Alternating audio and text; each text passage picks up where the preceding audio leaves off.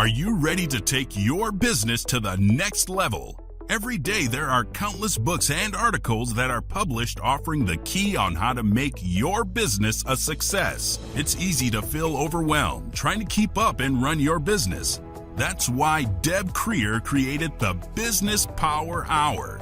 Keep up on the latest trends, best practices, and techniques for how to make your business a success. Let the Business Power Hour do the heavy work for you. Good morning, good morning. I am Deb Creer, and I am passionate about giving professionals the tools that they need to make themselves and their businesses as successful as possible. And today we're going to be talking about something that is a very interesting subject to me, hopefully to everyone else, and that's what to do if maybe you don't want to be in business anymore, or you want to be in business, but you really don't want to have to start from ground zero. So we're going to be talking to a business broker today. And so please join me in welcoming Chad Peterson to our program. Welcome, Chad. Thank you for having me on, Deb. I look forward to being on your show. Great. Well, let me tell people a little bit about you, and then we'll just dive right into this. So Chad Peterson is an expert business broker and sells businesses in excess of $100 million all the way down to $1 million in the United States and sometimes abroad. Chad was ranked the #1 business broker by several publications, and his work has been noted in Forbes, Inc., and USA Today. He is the author of Swinging Doors, A Guide to Selling Your Business. Through his hard work and tenacity, he has been able to accomplish what most brokers have not been able to, a whopping 90% close ratio. So again, Chad, welcome. Thank you for such wonderful introduction. Great. Well, you've been doing this for a while. You started your business, I believe, back in about 2005 or so. What is it that made you decide this was your passion? Well, sometimes pain is the best teacher. In Mm-hmm. fact, I find that without pain, the lesson really isn't learned. And so I think we're all continually, or most of us are continually trying to figure out how to learn the most with the least amount of pain. Mm-hmm. And in my case, I was not able to do that when I lost $10 million Mm-hmm. because I didn't sell my business at the right time. Mm-hmm.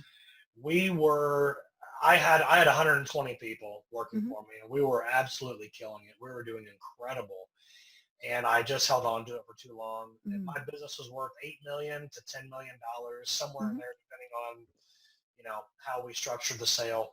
And I walked away with roughly zero. Ooh. And I not only had I already decided to be in this business of helping people sell their business, because at one point I started helping people for free, really, Mm-hmm. because people would ask me, Chad, Right. you're so good at this, help Mm-hmm. me. And pretty soon I found myself in a free consultant position, which is the Right. worst position. The pick your brain type of. Mm-hmm. Yeah, hey, do you have a minute? Hey, do you have a minute? Mm-hmm. And pretty soon it ends up being weeks of my time. Right. And so I had a friend of mine that said, Chad, you're so good at this, you should be charging for this. Mm-hmm. And I thought, well, you mean just like helping people sell their Right. businesses? But I like doing it. Yeah, I like doing it, Mm-hmm. but then I got crushed, and because I didn't sell at the right time, Mm-hmm. and so that's where the passion really Mm-hmm. ignited in me, and so I don't ever want anybody to go through what I went through. Mm-hmm. I know it's been a long time since that happened to me, but it's hard to live with not thinking about Right. what you did wrong, and Mm-hmm. to lose $8 or $10 million, it's hard to live with that. That's painful. It Mm-hmm. is. It is. And so Mm-hmm. I don't want anybody to go through that. So Mm-hmm. that's really a lot of my passion, is helping people with the psychological journey Mm-hmm. to make sure that they are selling their business at the right time, and that they're not getting myopic. Mm-hmm. They're not letting themselves get gripped by their business because they're afraid of change, or they have what we call confirmation bias. In other words, Mm-hmm. they've been doing this business for so long Mm-hmm. that it keeps confirming to them that this is what they need to be doing, even though all signs within them, including their own boredom, their own Mm-hmm. lack of passion, is pointing towards getting out of it. Mm-hmm. And I want to help them traverse themselves through that emotional, psychological journey, Mm-hmm. to where they come to terms with the fact that they need to sell their business because they've moved on in their heart, but they're still holding on to something that they shouldn't be holding on Mm-hmm. to. because where there's no passion, there's no profit. Right. Right. So if I look at your profit and loss statement, and if I could stare in your heart and realize that there's no profit, there's no passion there, Mm-hmm. I'm going to look at the profit and I'm going to look at the passion and I'm going to see why the business is Mm-hmm. failing. Right. And so if somebody contacted me, let's just say they contacted me in 2016 and they're thinking about selling, I already know their passion is waning. Mm-hmm. Now they contact me today in 2020 and their profit and loss looks like hell. Right. So there is an association there. So I help people with that journey. Does that Mm-hmm. make sense? Right. It does. And what happens is, they might be doing enough to pay the bills, and enough to get by. They might even be making a profit, but it's one of those where they're like, "Ugh, I got to get up.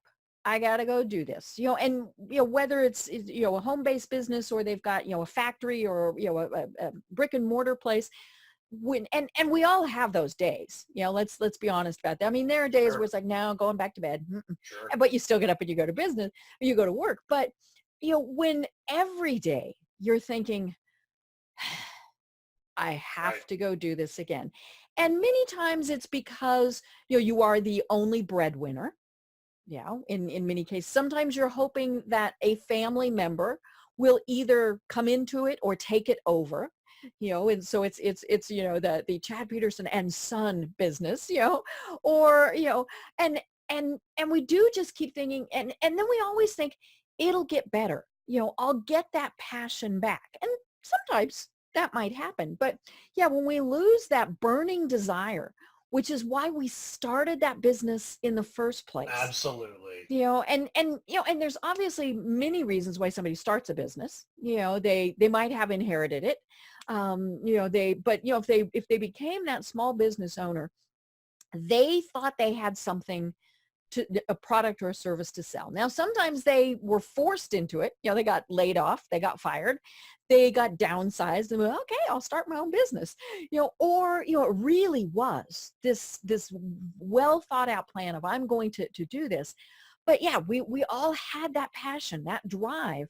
And when it reaches the, oh my God, I can't do this anymore stage, you're right. That's actually past the point, because Yeah. before then is when we should have thought, okay, is there something I could do to get that passion back? This is kind of like marriage counseling here, right? Right. Or is it time to cut bait? And Yeah, and you said it, that burning desire, that's what it took for them to be successful to begin with. mm-hmm, right. So if you want to go be self-employed, it's not because, it's going to be easy. It's not Right. because it's going to be a slam dunk deal. Mm-hmm. I mean, there's no guaranteed approach. Mm-hmm. What it is that somebody who's self-employed, they come to the market with such burning desire and passion that it's like obstacles don't even exist. Right. And as soon as you begin to lose that passion, that burn inside of you, Mm-hmm. all of a sudden those obstacles become enormous Mm-hmm. and you're not able to traverse through them very well. Right. And so that's why the profit and loss statement will show the lack of their passion. And boredom is a big killer. Mm-hmm. And I know for one, for me, that if I get real bored with what I'm doing, just in life in general, let's just say it's 10 degrees out for the last 2 months, and you got the winter drab, and you got a pain in the ass customer or whatever. Maybe it's time that I just take a vacation. Right. Because if I don't take a vacation and disconnect from it, and I stay in it, and it ends up becoming a continuum of a drab existence only because I need a break. Well, that's me needing a break. That doesn't mean that I'm fed up with what I'm doing. Right. It means I'm not taking care of myself very well. But like you said, if every day ends up being like that, it's time to sell. Right. And even if you are the primary breadwinner for your family, more than likely that all of those feelings are coming into your home life also. And so if you're not happy at work, you're probably not happy at home either. So, it's one of those things. Now, clearly you probably need to have discussions with people. It's not just, oh, hey, honey, I'm selling the business. But it's something that you really need to think about, because if you're not happy, then you're probably at business, you're probably not going to be happy most of the time. Yes, correct. Yeah, that's a very good point. Great. Yeah. Well, now, say I've got this business. I have a business. And I finally decide, okay, can't do this anymore. I'm just going to sell it. Why should I use a broker? Why can't I just like put a listing on Craigslist or post on Facebook or, all those various things? Why is it that I need a broker to really help me through this process? Well, it's very much so a daunting task. Mm-hmm. I would say selling your business is the equivalent of, selling your own business will be the equivalent of representing yourself in a murder case. Mm-hmm.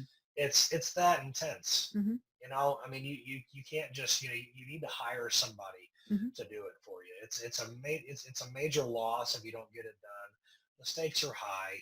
That's why people hire attorneys for big stakes games, and that's Mm-hmm. similar to this. Right. Like I said, it's that intense. If you were in a murder case, why would you hire an attorney? Well, because you need to. Mm-hmm. Selling your business, there's a lot to it.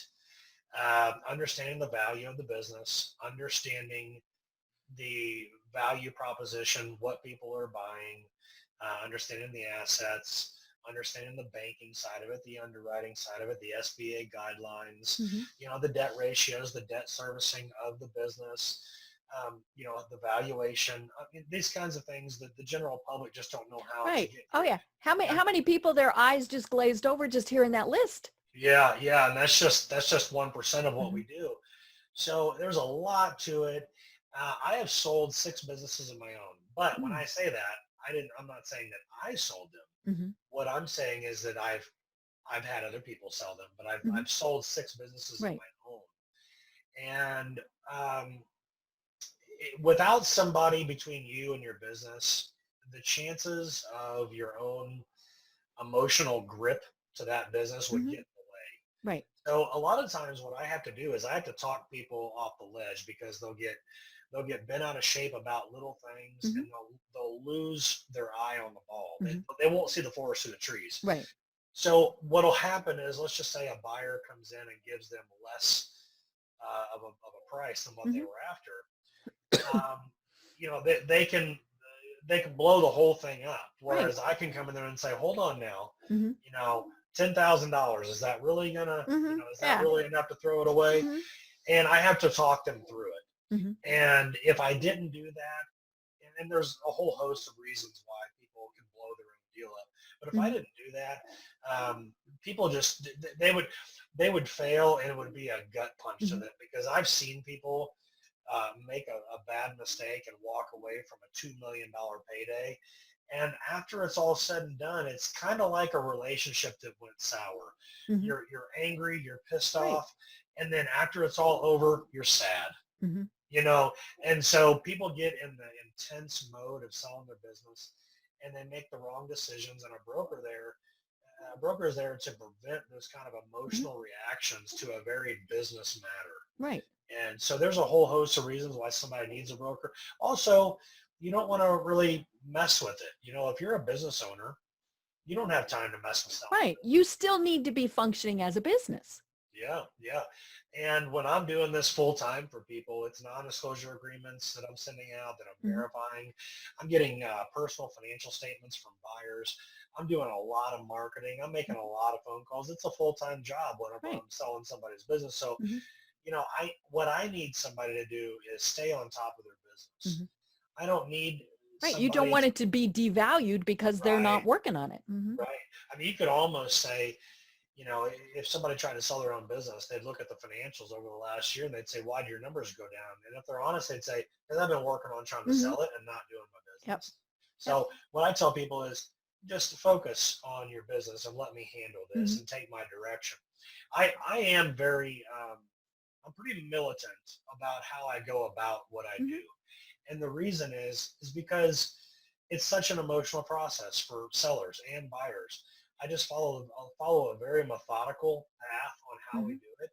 And I try to keep emotion out of it. Right. And, I've got a client right now who is, frankly, I wouldn't have brought her on as a client had I seen the signs Mm-hmm. that she's showing me now. Mm-hmm.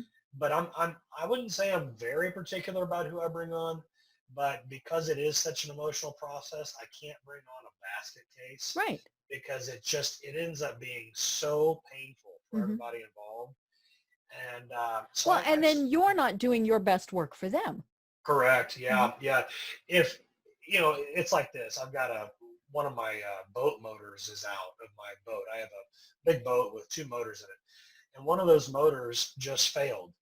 And so just before I go on this podcast with you, the mechanic calls me and tells me what we need to do and why and everything else. And you know what I said? I said, okay, Hmm. sounds good. Yeah, you trust him. Yes, because that's, well, I'm not going to argue with him. Hmm. So when I get a client that wants to argue with me throughout the entire process, Hmm. I end up just letting them go. And I think Right. that's this lady is just say, hey, it's not a fit Hmm.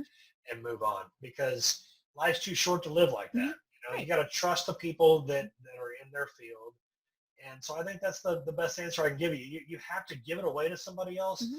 and you have to trust them in it. Hmm. And you have to sit back and let the process unfold and believe in the process and trust the Hmm. process and be in a state of still performing with your Hmm. business to where Right. you don't let anything go or Hmm. slip.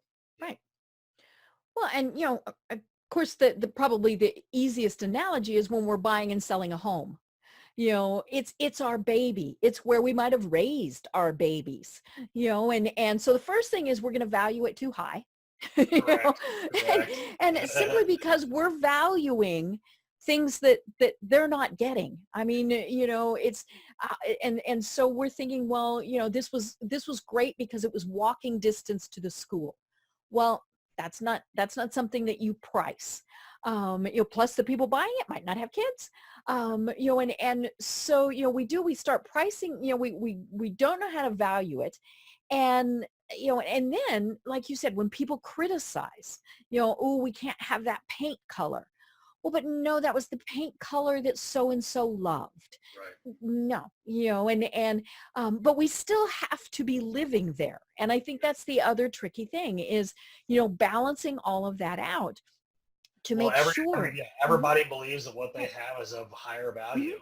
Right. Right. I drive a beautiful car. I Mhm. drive a Mercedes-Benz S63 Mhm. AMG all-wheel drive, Ooh. gorgeous, Mhm. fast car, and I think the thing's worth ungodly amounts of money. Mhm. And I Right. know that if I wanted to go trade it in, I would have to take a punch to the gut. Right. Somebody would say, it's probably only worth about 60,000. I'd be Mhm. like, what? That was a hundred and seventy Right. thousand dollar car, and at one time it was, Mhm. but it's not now. Right. And so everybody believes that what they have is of higher Mhm. value. I would say, Deb, that you just stumbled upon maybe the biggest issue that I have is that when people come to me, they believe that their business is worth far greater than what it is. Mhm. And Right. I have to explain to them from a banking perspective, from a lending Mhm. perspective, why it's worth the money, why Mhm. it's worth the value that I've given it. Right. Right. And And it's, that's the key is if the banks are not going to say it's worth X, it's not going to matter. yeah, show's over, right? Mhm. Show's over Right. because, Yeah, unless you have somebody who's paying cash. right. Yeah, and the cash buyer is a needle in the haystack. Right. Not going to find it. No. Not to mention, Mm-mm. people aren't stupid. Right. So If they have that much money, then they're smart enough that they're going to do their own due exactly, diligence. Hmm. exactly. Yeah, and so I tell people the real number. And Hmm. this is what I say. I say, really, really, no kidding. This Hmm. is what it's worth. Right. Or, no, really, no, I think Hmm. it's worth. Are you Hmm. kidding? Really, really, Hmm. no kidding. This is Right. what it's worth. Hmm. And so I won't bring a customer on unless they're realistic about their Hmm. expectations. Right. And with that being said, more importantly, how do we look past the sale? So let's just say, let me give you some easy numbers here. Let's just say I sold a business and the business owner sold it for 500 grand. Hmm. But in his heart, in his mind, he thought that it was worth 800,000 or Hmm. 900,000 or whatever Right. obscure he thought of. Well, if we sell it for $500,000, remember, it only takes 10% to buy a business. So if you wanted to buy Mm. a $5 million business, Hmm. it's only going to take 500 grand Ah. to buy that $5 Hmm. million business. Now that $5 million business should be paying you about 1.7 or 1.8 Right. million a Yeah. year. You're going to be making your loan payments. Yeah, yeah. It'll pay you 1.5, $1.7 million a year to buy that $5 million business, and it would only cost you 500 grand to buy that business. Mm-hmm. So we have to look beyond the sale rather than getting stuck on a certain price tag of this particular sale. Right. Right. And valuing is very hard. It's now, on some, there are some things that are easier. If they have a physical location, okay, it's pretty easy to figure out what that building is worth. If they have product, okay, you have 100 widgets, these 100 widgets sell for X. Okay, then, all those things. But it's, and the tricky thing is all of this, especially this, what is that valued at? And then, if you have employees, how are you valuing those? And that again is coming back to, you can't value that yourself, because it's not just, well, I have 10 employees that I pay $20,000 a year. Yeah, okay, you're not paying them very much, but anyhow, there's a totally, that's not their value. No. And so figuring all of this out, really, unless this is something that you do for a living, you're not going to know how to value those. Right. And even real estate, it's hard to value real estate. We know what our property taxes are. We know what the business down the street sold for, but okay, what Yeah. else is going on? And the first thing that I do with somebody is I go through value. In other Mm-hmm. words, I don't really get into selling the business Right. or marketing the business. The Mm-hmm. first thing I do is I spend time on the Mm-hmm. value of their Right. business. I probably spend 4 or 5 hours with somebody. By the way, Mm-hmm. I do that for free. Ah. I don't charge for that. Mm-hmm. And that's my way of putting my best foot forward Mm-hmm. and letting them know, hey, this is what your business Right. is worth. Do you want And to? you're starting on kind of that even plane. Yeah, because I'm not charging for that. I Mm-hmm. put my best foot forward. Mm-hmm. I help them understand the value of their business. Mm-hmm. And then whenever I say, do you want to sell? Mm-hmm. Then it's, we engage Mm-hmm. and I'm 100% Right. full throttle Mm-hmm. selling the business. And I have a 90% close ratio. Mm-hmm. And there's 2 reasons for that. Number 1, I screen my clients, make sure that I'm bringing on good Right. clients. Number Mm-hmm. 2, I make sure that the value is Mm-hmm. proper. And number 3, I work my tail off to Mm-hmm. get it sold. And I do it with integrity. Mm-hmm. And I do it with honesty and transparency. In fact, I like being overly honest about the Mm-hmm. business. If sometimes it offends my sellers because I'll put on there, well, the seller has become lazy. The seller is Mm-hmm. not doing what he needs to Mm-hmm. do to keep Right. up the marketing, Mm-hmm. or the seller's old and he's not keeping up with social Mm-hmm. media and Mm-hmm. whatever it is. So I like to highlight the deficiencies Mm-hmm. of the business. Right. That way a new owner can come in and say, okay, well, if I were just to do these Mm-hmm. things that the current owner is not doing, then I could see an improvement Mm-hmm. in the business. Right. Yeah. Yeah, because that is an increased value. Yes. Mm-hmm. Yeah. Just fill in the holes, fill in the gaps of the Mm-hmm. business. Yeah. Mm-hmm. Right. And again, it is like selling a house. If they're not maintaining it, if they're not doing the things they need to keep doing, then that is going to decrease the value. But in many cases, that's something that's easy to fix. Right. Somebody not vacuuming, okay, you can fix pretty easy. Right. It's easy to fix with passion. Mm-hmm. Right. So for instance, I've got a gun business that's for sale right now. It's a little weird. I mean, he's got a lot of business. He's got a lot of guns in his house because he sells guns on the internet. Mm-hmm. So I guess it'd take the right buyer. Mm-hmm. But this guy, the world has passed him by, 10 times. His website looks like a first generational website. Oh. Mm-hmm. So I've got this gun business for sale, and it's for the right buyer who doesn't mind, living around a bunch of guns. It's a work from home business. Mm-hmm. And it's a gun business. And I know that somebody's going to step forward with a massive passion Right. for that, Mm-hmm. to work from home and to sell Mm-hmm. guns on the internet. Mm-hmm. And what the current seller is going to experience is he's going to see the new owner do what he should have been doing. Right. Right. And frankly, I think most sellers want that to happen. Mm-hmm. They want that to be the Mm-hmm. case Right. because, they want to see their business excel. Right. Yeah. So Because I if they didn't care about it, they'd just shut it down and sell everything off. Yeah, right.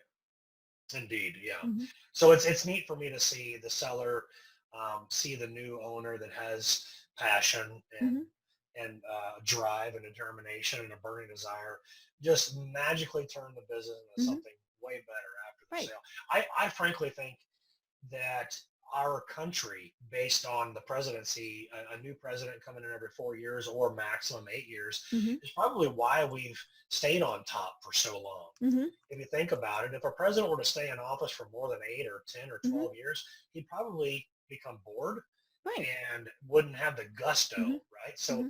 so that new president that comes in, he's ready to take over the Mm-hmm. world. And then after about 5 or 6 years, you can just see it on their face. Right. They get the short timer mentality. Mm-hmm. Yeah, you can see. Mm-hmm. I mean, look how much Bill Clinton aged when he was Right. in Mm-hmm. office. It was enormous. Even Barack Obama aged Mm-hmm. significantly. Mm-hmm. And they're just like, my job's done. And that's Right. after 4 to 6 years. Mm-hmm. And that last year or two, they're itching to get out of Mm-hmm. it because it's just taken so much Right. from them. And I Right. think business owners are the same way. Mm-hmm. Right. Well, and you look at large corporations that have CEOs. Now, granted, some of them have been there 30, 40 years, but it does tend to churn a little bit more often than that. And what happens is then they bring in their own team. And so same thing with the presidency. It doesn't matter what party you're for, even if it's the same party that comes into office, you have different people that are doing things. And so there's different passions, there's different skills, all these different things come in. And so that's then why things tend to go back up on the upswing. Yes, indeed. Yeah. Right. Well, it is one of those things where people are, they're thinking, okay, I might want to sell.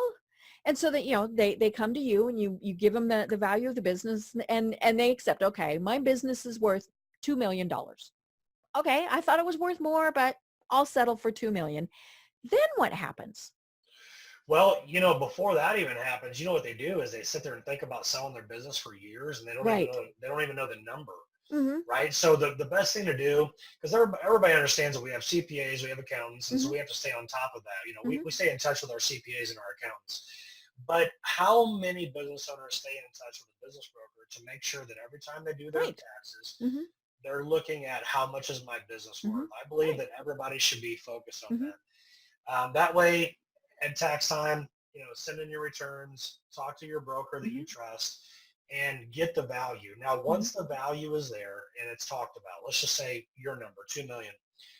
Well, what I want to do is I want to look at that $2 million and I want to talk to the business owner about it and say, are you ready to sell? Well, no, I'm not. Well, why aren't you? Well, I've been doing this for so long. I automatically know that's not an answer. That's not the right answer. Or, well, the kids are going to go to college and, well, I'm not 65 yet. And, well, I have to exit for 2.5 million. That's my number. No, that's my number. Can't do any letting it. Right. And then I just kind of gently knock on them and say, but are you passionate?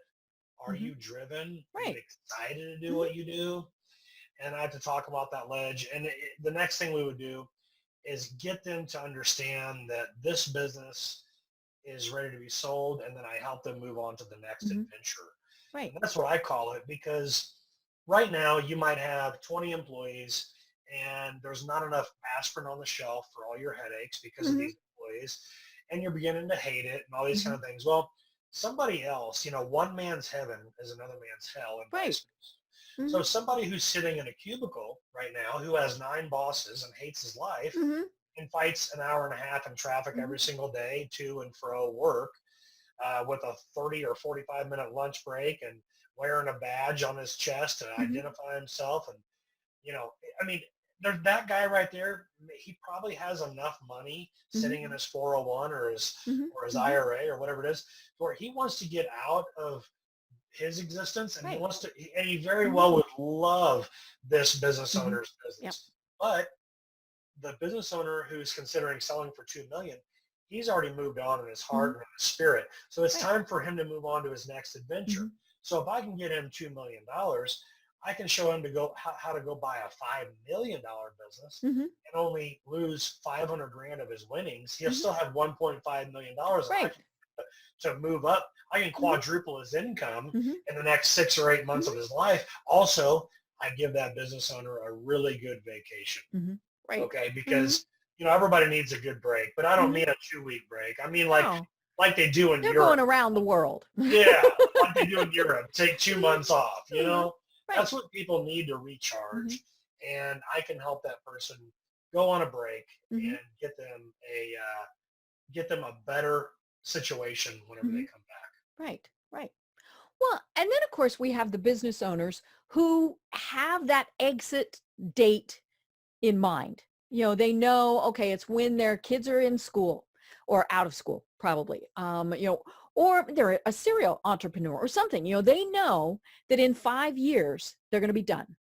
And that's great. It doesn't matter what the age is. We're not talking about, this is retirement. Like you said, you'd already sold 6 businesses.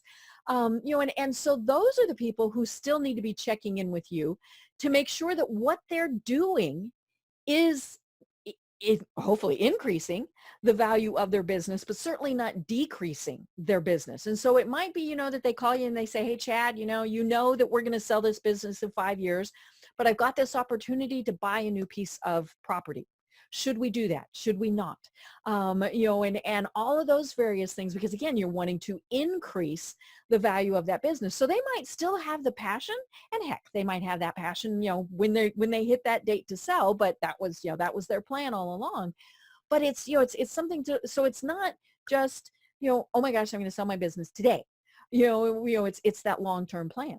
Yeah, yeah. Not only that, and that's a great point you make. Not only that, but even if you come to me to sell your business, it's going to take me and Hmm. you 6 or 8 months to even get Right. it sold, Right. right? Hmm. So once we sell your business after 6 or 8 months, you Hmm. still have to transition with the new owner Hmm. for say Right. 90 days, Hmm. 120 days. Yeah, depending on what it is, they Right. might they might actually want you to stay on as a consultant or Yes. whatever. Yes. Mhm. Yeah, Right. all sorts of things.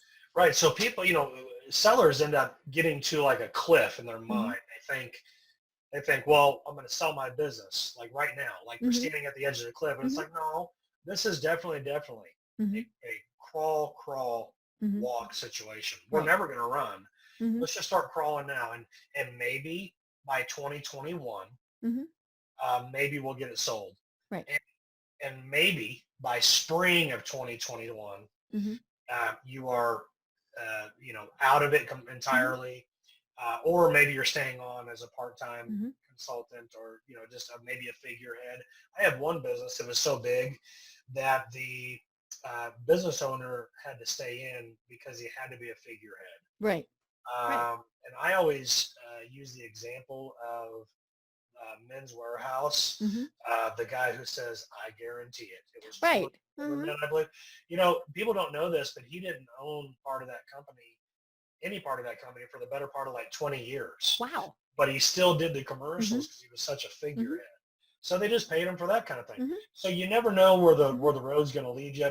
99% of the time, people sell. They end up walking away after Hmm. 90 days, maybe 120 days after the Hmm. sale. But what I'm saying is people should be ahead of it. Hmm.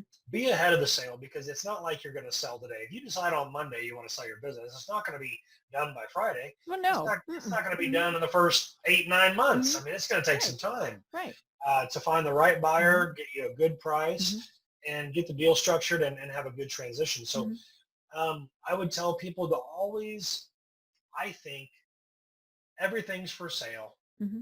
at any given time, and follow your passion, follow your emotional, figure out how you feel about things, Hmm. because that's important. And if you think that you can get excited about something else out there, because there's a million Hmm. businesses, there's a million ways to make Right. $1 million.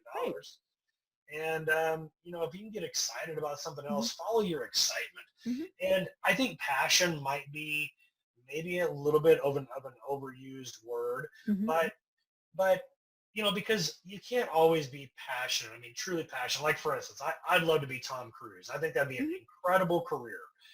I can honestly say that Tom Cruise's career seems way better than mine. I love what I do, Hmm. but even if I can't have Tom Cruise's uh, career, Hmm. I've got to get passionate about what I'm Hmm. doing. And, Right. and I mean, yeah, something else could be better, but Hmm. I've got to get excited about Hmm. this, Right. because if you don't bring the excitement to it, Hmm. somehow it just doesn't reward you. Right. Well, and on the flip side, when you're that customer, that potential customer, business partner, whatever, when you're working with someone who doesn't have that passion anymore, you're like, okay, maybe I'm not going to continue working with you. You can And feel it. Yeah. yeah, and it doesn't matter if it's, the guy who owns the restaurant on the corner, or, a speaker like I am, or something like that. When they don't have that passion, it's pretty easy to go find somebody else who does. Yes. Yeah. Yeah. And you can only fake it to make it for so long. I mean, Right. eventually it's going to wear off. Right. Yeah. Right. Well, now let's go from the other side. We're now the person who is thinking, I've had it with corporate America. The cubicle guy, like you were saying, I've saved my pennies, I've, or I got an inheritance, something, I've got this chunk of money, and I've got this passion, but I don't want to start from zero. And now I don't want to buy a business that has, 100,000 employees, but I don't want to have to start and go, okay, I need to buy a computer. I need, all of those things. I don't want to start there. I want to buy an existing business. How do you work with people like that? Well, it's an interesting question you make, and I'm going to answer it the best that I think anybody could answer it. And here's how this goes. Believe it or not, and I know that your audience is partially business owners and entrepreneurs. Mm-hmm. There's a good mix, right? Mm-hmm. As you and I have discussed. Mm-hmm. Yep. There is a difference, and an entrepreneur is going to go in, and after 3 or 4 years, he's going to work like hell. He's going to make as much forward motion as he can, Mm-hmm. and then he's on to something else. Right. Well, believe it or not, business owners, and notice I didn't say entrepreneurs, Mm-hmm. but business That's owners. a different breed. Yes. I mean, a business owner and an entrepreneur are different. Yeah, and business owners that come out of corporate America are far better at operating businesses than entrepreneurs are. Mm-hmm. So for your audience, if an entrepreneur is staying in the business owner position for too long, he might be the problem in the business. Right. And They're the ones that get bored. Yes, and the guy who's coming from corporate America, who's going to empty out his 401k, Mm-hmm. or let's just say he had stock split, or they had a Mm-hmm. buyout, and he's looking at all this money, and he's, this guy's got 500 grand saved up. Mm-hmm. He's making 75 grand a year, and he just hates it. Mm-hmm. That guy is probably going to be a better business owner Mm-hmm. than the entrepreneur who started the business. Right. And so what I do is I help somebody come from corporate America to get through the banking process to acquire that business. And to your point, they don't want to start off from scratch because there's a lot of risk in that. Mm-hmm. There's a lot of risk. Now, there's very little risk to buying a business that's already, had seasoning on it. Mm-hmm. If you're buying a business that's even 3 years old, and they've shown great profits, there's minimal risk in that. Mm-hmm. The banks that I work with, I've asked them their numbers as far as failure rates. Mm-hmm. And out of the banks that I use, their failure rate is 1 out of 72. Whoa. So it's almost Mm-hmm. it's almost non-existent. Mm-hmm. The risk of buying a business that's had some seasoning Right. on it. Mm-hmm. And you'll find that banks really won't get behind a business that they don't believe in. Mm-hmm. If there's problems with it, the bank's not going to ultimately lose Right. money. They don't want to lose money. Right. So in those walls of those banks, they have attorneys, they have, CPAs, they Mm-hmm. have underwriters. These people are there to be kind of a guard dog to make sure Mm-hmm. that somebody isn't buying the wrong business. Right. And so there's very little risk Mm-hmm. in buying an already existing business. And then when you have the owner, the current seller, Mm-hmm. who now is responsible for training that buyer who just Mm-hmm. came out of corporate America, now you see that owner come to life again because Mm-hmm. now he gets to explain Right. this. He gets to share. Mm-hmm. Yeah. And he teaches the buyer, Mm-hmm. and all of a sudden it's almost like two flames burn hotter than one. Mm-hmm. So that buyer comes in a little nervous, a little shaky, Mm-hmm. a little concerned, but he's also coming in there with vigor because he's so tired of his corporate job. Mm-hmm. And now you get the seller who's now excited because he just closed and put $2 million in his pocket. Right. Mm-hmm. And now he gets to show this Mm-hmm. this guy how to do it. Mm-hmm. And these two start hitting it hard, and those two flames converge. And I've seen businesses take off like a rocket and Right. during that time because Mm-hmm. they're both excited. Mm-hmm. And so that's kind of what it looks like, if that makes sense. That's Right. what it looks like. Right. It's funny as you were saying that, I'm thinking, but then how many times does the original seller think, ooh, I shouldn't have done this, you know, Yeah. especially when they see it taking off. So, you know, there obviously needs to be a plan, a strategy that, you know, you're going to help me for 90 days and then go on to your next adventure, you know, you know, and Well, I'll obviously tell that. you a quick story. I sold a business back in probably August or September of 19, and they the guy had been doing it for way too long. You know, he'd Mhm, been self-employed for 30 years doing mhm. this, and he ended up selling it to Jake, my buyer, and he was just like, Chad, I'm ready to sell. I'm ready to sell.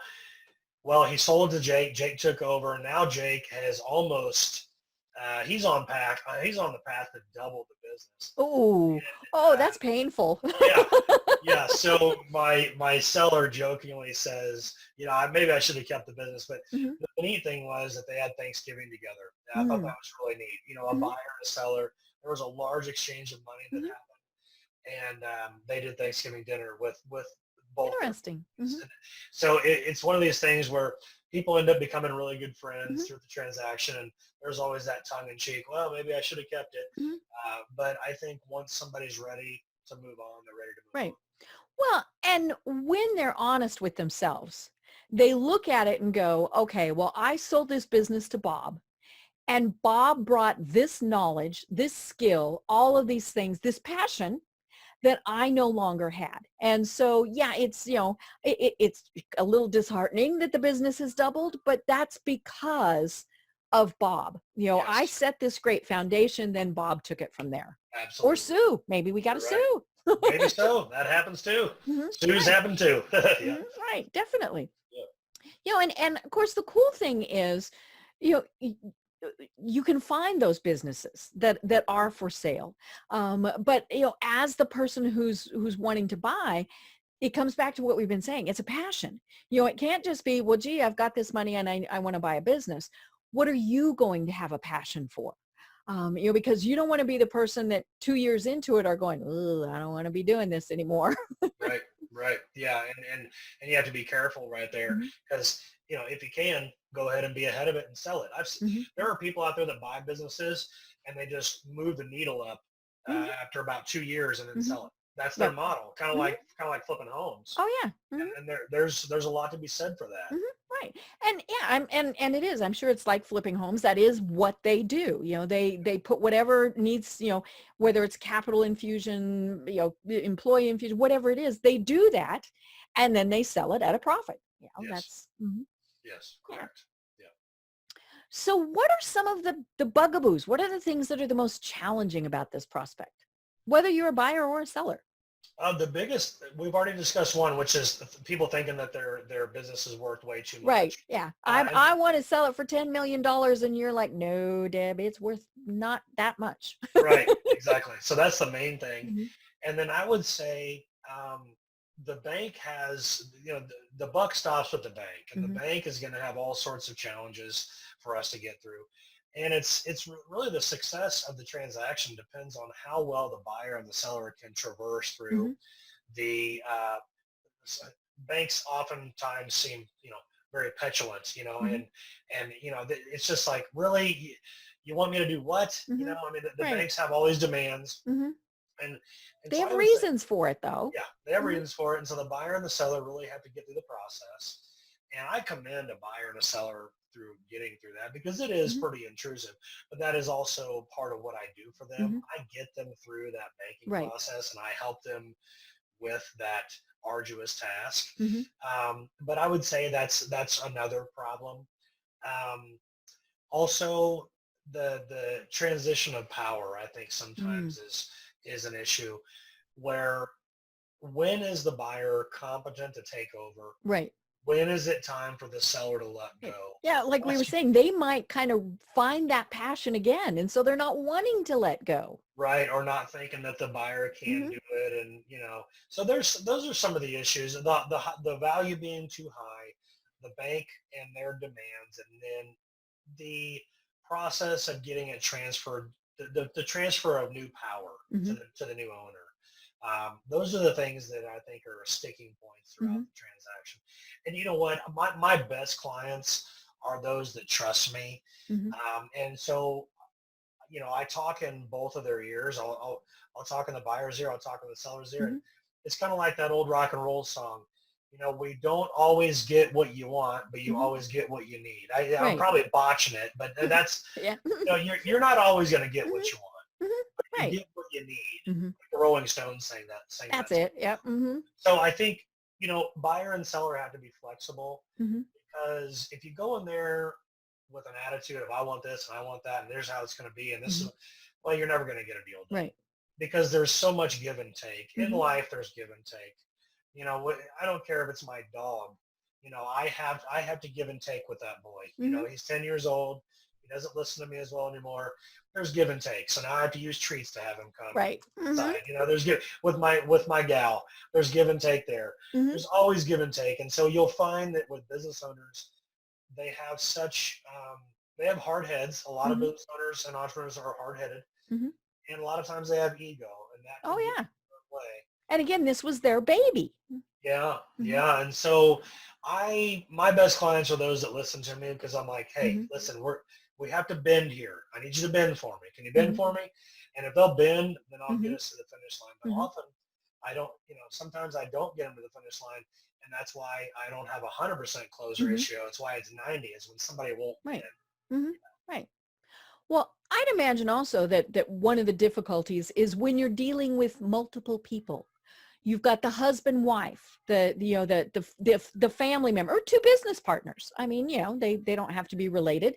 And so you've got and that's where and it was funny, I was reading on your blog where you were talking about um excuse me, you were working with a couple and they had very differing views as to what the value of the business was, and so I guess it comes back to what we were saying a little bit ago. Sometimes it is a little bit of marriage counseling, but I would guess that that's where it gets difficult also, to be able to work with both of those people, or in some cases it could be multiple people, especially if you're dealing with a family, to make sure that they're all on the same page, because they're going to be family long after this business is sold, and so you really don't want them to have a bunch of hurt feelings. Sure, it's the wife, it's the husband, Mm-hmm. it's sometimes their accountant, Mm-hmm. sometimes it's the buyer's accountant, Right. sometimes it's the buyer's attorney, Mm-hmm. sometimes it's the seller's attorney. So really, what I'm doing, and I'm kind of like the tiger tamer. Mm-hmm. I'm the guy in the middle of it all, making sure that everybody is not Mm-hmm. getting out of line. Okay, Right. because egos get involved, Mm-hmm. spouses get involved. Mm-hmm. They're not informed. Attorneys get involved because they get paid clock time. Right. The seller believes that the business is worth way more than what it is. The Mm-hmm. buyer's CPA thinks that it's, way overpriced. So it just depends on. Mm-hmm. Everybody's got varying Right. opinions. But like I said, the buck stops at the bank, and so Mm-hmm. I often have to just resort back to, hey guys, I know this is what you want, Mm-hmm. but this is what the bank's going to do, Right. and Yeah. we have to go from Yeah. there. The bank has said that the Right. business is valued at X. Right. It's not going to matter that you think it's worth a lot more than that. And sometimes it is okay. Well, we can wait because it might, the value might increase, but in most cases that's probably not going to happen. Well, right now you just said something that's beautiful, because let's just say that comes to, let's say that we come to that determination that, Hmm. the value isn't there. Hmm. So go ahead and run it for another year or two and Right. get up. Well, if Hmm. I can see Hmm. that gaunt look in their face, or Hmm. like, I can't hardly do Right. this, I can't. Yeah, I can't do it. Mm-mm. right, then Hmm. I'm going to say, then sell for Hmm. this number. If you Right. don't have the gusto in you to go Hmm. do that, then you got to sell now, Hmm. because in a year from now it's going to be worse. Right. So I think people get there, and it's just depending on how tired they are. Hmm. And I always tell them there's three problems in every business. One is marketing. Hmm. People aren't marketing as well as what they should. Hmm. Right. They're not spending the time on social Hmm. media. They're not making the videos. Hmm. They're not converting from text They to might video. not have the money to do that Right, because right. of the other problems. Hmm. Exactly. It's marketing. The second problem is management. There's Mm. always a problem with management, whether it's the Mhm. management of their own time, the management of their schedule, the management of their employees, Mhm. the management of their money. So marketing, managing, and the third, but most important, is their message. Mm. Okay, so that's the three M's: marketing, management, and messaging. Mhm. And you can almost find any problem in a business within those three M's. Mhm. Right. And so if you are at a tired point in your life and the numbers aren't there to support the business sale price that you want, Mhm. well, we got to look at the three M's: Mhm. marketing, management, and your message. And Right. are you doing this properly? Mhm. Because if you were to focus on marketing, management, and your message and Mhm. branding to go to the market with, we could see better numbers. Right. And And I it think, might actually reinvigorate your passion for the business. You never know. sometimes I have coached people to to focus on the marketing, their Mhm. branding, the messaging, the management, and I've seen improvements. Mhm. Right. Whether Because or they not, get frustrated. And so then if things are going well, that helps. yes, yes, yeah, a little bit of wind at your back can Mhm. invigorate you. Mhm. Absolutely, yeah, because wind at your face all the time, it just Oh, wears you out. right. And You know, it doesn't matter if it's, it can be an extremely successful business, but if it is that grind all the time, it's not going to matter. correct. Yeah, absolutely. Right. Yeah. Well, what other tips do you have for us? And especially if you are, a person who's thinking, okay, I want to do this. I want to buy a business. What are some other things that we should be thinking about? Well, for sellers, my advice is simply to stay in touch with a business broker who's really Okay. good at what they do. I'm very good at what I do. I've been ranked the number one Hmm. broker in the Hmm. country. You see all these plaques behind me. My work's been noted across the country Nice. and internationally, Hmm. and I've done a really good job at this. Now, with that being said, I don't need a paycheck.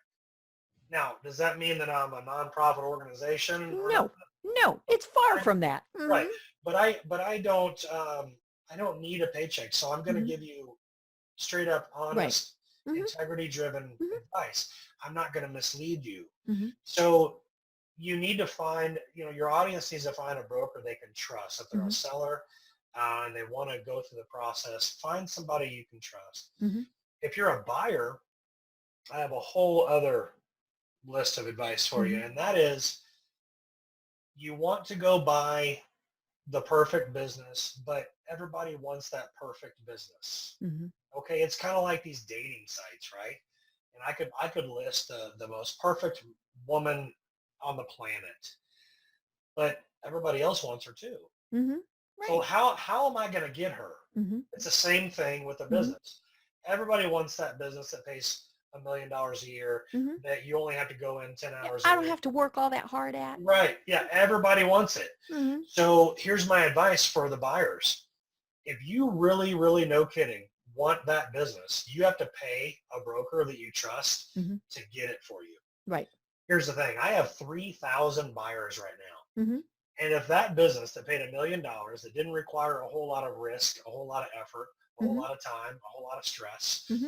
if I were to get that business that landed in my lap, which I just got one the other Hmm. day, as soon as I send that to my 3,000 buyers, it's like throwing a pork chop Right. in front of 10 dogs. Hmm. Okay. So if your buyers want that business, they have to be in contact with me, Hmm. and I'm going to give them a price for me to go get it, but I'm Hmm. going to get it off market. Right. In other words, it'll never be seen to the Hmm. public. It's for Right. sale. Because you don't want that feeding frenzy. Exactly. So, I just brought on a yacht servicing business, Hmm. and it's a fantastic business. Now, I just sent it out, and we've got 7 people right now that are already on it. Hmm. Now, if one of your audience is a buyer and he wants to come forward and wants me to go find Hmm. a business like that for him, he has to pay to be at the front of the line. Right. Now, that's very not really popular to say, but it's the truth. Right. Oh, yeah. You have to, Hmm. for instance, I'm trying to buy apartment complexes Hmm. right now. I'm trying to buy apartment complexes that have 300 plus units. Ah. And when I went to my broker Hmm. to go buy these apartment complexes, I wrote him a check. Hmm. Right. I said, here's 10,000. And it's kind of like earnest money. I mean, Yes, I'll put it a different way. It's, I'm serious about this money. absolutely. Yeah. Because it's funny, and I have to be careful. Because sometimes truth sounds rude. Mm-hmm. So I have to be careful to not be rude, even though the truth is what it is. Mm-hmm. So people will call me and they'll go on this long diatribe of what they're after. Well, I'm after this, I'm after that, needs to be making $1 million. And I'm like, and I have 3,000, 4,000 Mm-hmm. people a year coming to me and telling me what they want. But Mm-hmm. until you write me a check, Right. as I'm Mm-hmm. serious about going and getting Mm-hmm. what you desire, Mm-hmm. then we're wasting our Right. time. Well, because, comes back to what we were saying before, where people wanted to, initially just pick your brain. It's, if somebody tells you, okay, I want a business that sells this, that is in this location, that does this and this and this, you're going to have to put in your time to Yes. find that. Yes. So it's not, well, gee, I'll pay you when we do it. No, it's now, Right. I'm sure it, gets folded back in, but, it's not, I'm going to, I want you to do this and we'll figure it out later. Right. No. Yeah. No, it's not that at all. Yeah. Right. You know, Yeah. So I'll basically if I were to go hunt down an off-market business, I'm going to mhm. have at least $7,000 or $8,000 in Mhm. hard marketing Right. costs plus my time. Right. Well, So especially if it's off market, because aside yeah, from anything else, you got to convince that business that they yes, want to sell. right. And so if I'm going to charge somebody 30 grand Mm-hmm. to go get them what they want, they're going to say, wow, that's a lot of money. And I'll Mm-hmm. say, yeah, but for every month that you don't own that business, it's costing you $50,000 Right. a month Mm-hmm. because it's opportunity costs. Mm-hmm. Right. So then what I see the buyers do is they just keep searching the internet and searching the Mm-hmm. internet, and they'll search for 2 years and they still won't find it. Right. Why? Because the other brokers operate the same way. Right. Yeah. They're not going to go work for free, nor are they going to give you Mm-hmm. the cream of the crop Right. business just whenever they can throw it to Mm-hmm. the pack of wolves they already have. Mm-hmm. Yeah. So Well, and when we're researching it ourselves, say I decide I want to buy a needleworking business. I don't know, but, if I'm looking for that, probably the businesses that I'm finding either are not worth it for whatever reason, or they've already been sold. yes, I'm behind the yes, cycle. So whatever effort, excuse me, that I'm putting into it was a total waste. absolutely. And the biggest thing you can do, just to pound this thought in, is you have to be with a broker you can trust. Right. Oh yeah. I mean, that is Mhm. 98% of it. And obviously we're talking in many cases about a lot of money.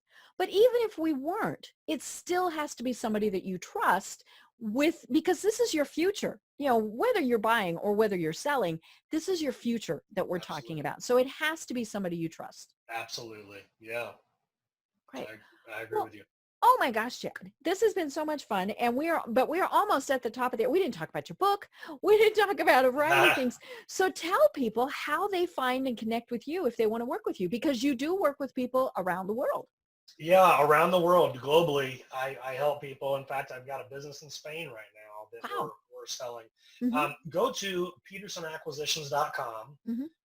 petersonacquisitions.com, and let me know on there. Just go to get the book Mm-hmm. and let me know that you heard me on Deb's show, and I will send you a free copy of the book. Oh, great. Well, thank you. Thank you. Yeah. Hopefully we'll have people that will take you up on it. And again, that's called Swinging Doors. Swinging Doors. And it's a great resource. I haven't had the chance to read it yet, but it definitely looks like it's a fabulous resource. And your website has, a lot of other great information also. So, especially if you're just thinking, this is something I want to do, again, buying or selling a business, check out Chad's website because there's a lot of great information there.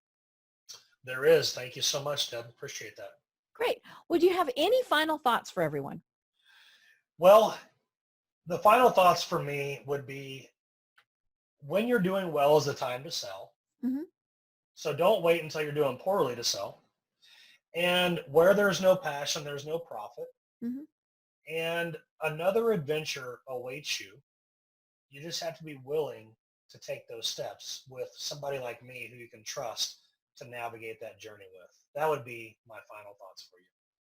I love it. And again, folks, don't wait until you've devalued the business because your passion is no longer in it, because this was your baby. Even if it was a business you started 2 years ago, you don't want to sell it at a loss because you waited too long. You also want to buy at the right time. All of these various things come into it, and clearly very serious discussions. And so it's great to have a resource like Chad to be able to walk you through this process. Absolutely. Very well said. Well, Chad, I have had a great time talking with you. Would love to have you on again. This is, obviously something that is, it's an ongoing type of process. People are always going to be buying and selling. I'm pretty sure they were buying and selling rocks a long time ago. There's this rock business and that rock business. So, we'd love to have you on again to chat more about this. But until we do, I'm Deb Creer. I've been having a great time talking with Chad Peterson, and everyone have a great day. Tune in for our next program for even more trends, best practices, and techniques for how to make your business a success. The Business Power Hour, hosted by Deb Creer, is proud to be part of the C-Suite Network.